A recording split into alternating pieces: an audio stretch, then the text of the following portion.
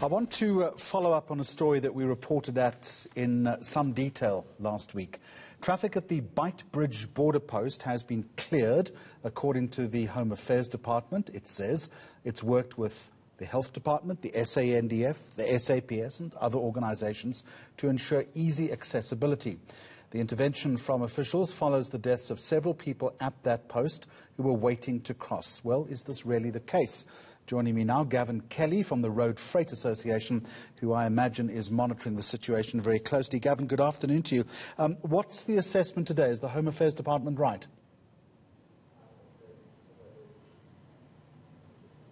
Jeremy. Yes, the situation at the border post is much, much better. And it's sort of queue that we used to is what's there at the moment. But those tremendous terrible queues that we saw a couple of days ago have been resolved. It took them about 3 days to resolve those queues, but yes, they're gone. What exactly needed resolution? Well, that's a very good question. And from the very beginning, we were saying, guys, you haven't thought this through, you haven't planned.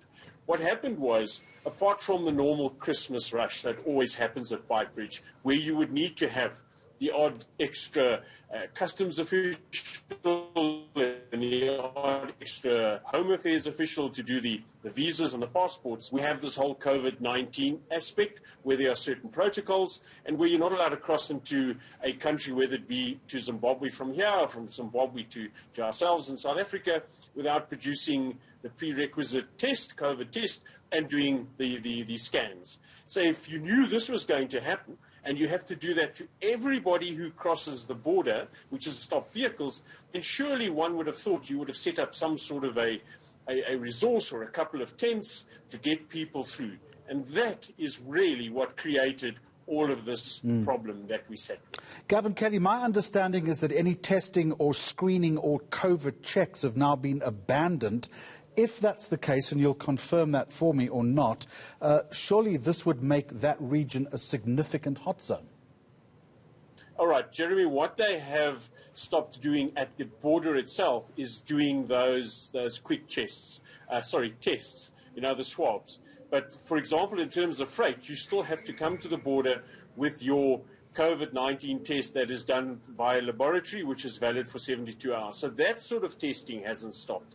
But the sampling, for want of a better word, the screening test, as it's called, is not being done anymore at the border itself. Now, one would hope that, for example, those bus companies who do transport passengers over this period would do that sort of thing before they allow people to alight to buses. So one can hope that sort of screening is done somewhere else, but in terms of freight drivers, they have to do that mandatory test, which is done somewhere else. There is a respite because we are going into the new year, but obviously this traffic will reverse at some point. People will need to come home.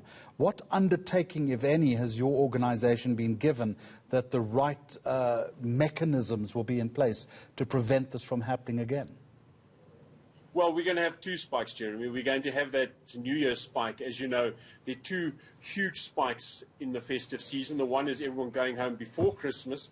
And then we have the strange thing that not everybody's left home and gone somewhere else. They want to go somewhere else to spend New Year. So we'll have another little spike that's probably going to start happening within the next day or so and peaks around the 30th of December.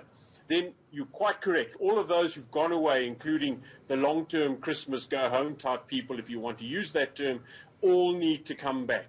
So we're going to have tremendous pressure on that border post going in a southerly direction, far more than northerly. At this stage, we have not had, apart from what we're seeing happening now, we haven't had any sort of communication or any sort of idea what plans are going to be in place to deal with that. And I think that's going to be a far more difficult one to deal with, given the fact that infections are increasing and there's this rumor going around, or there's a lot of speculation as to a new type of lockdown coming into effect. Do you have any idea at this point, Gavin Kelly, as to what this has cost the freight industry? Well, we did some rough calculations based on how many trucks stand in the queue over a kilometre. And just looking at what's happened in the last couple of weeks, we had about 16 days of congestion at Beitbridge.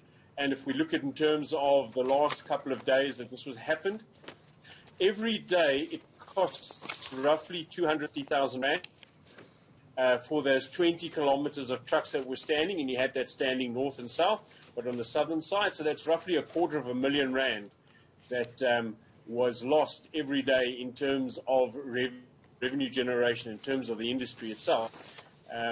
So if you add all of that up, you're starting to look at a huge amount of money. Now, if you think that there's only about a 3.8% margin in the freight industry, then you're going to see that if we lose that sort of money, there are a lot of operators who are going to say, I can do this, whatever savings I have been wiped out. And we're going to look at having lost roughly about 5 million rand over this period in terms of the cost to the industry.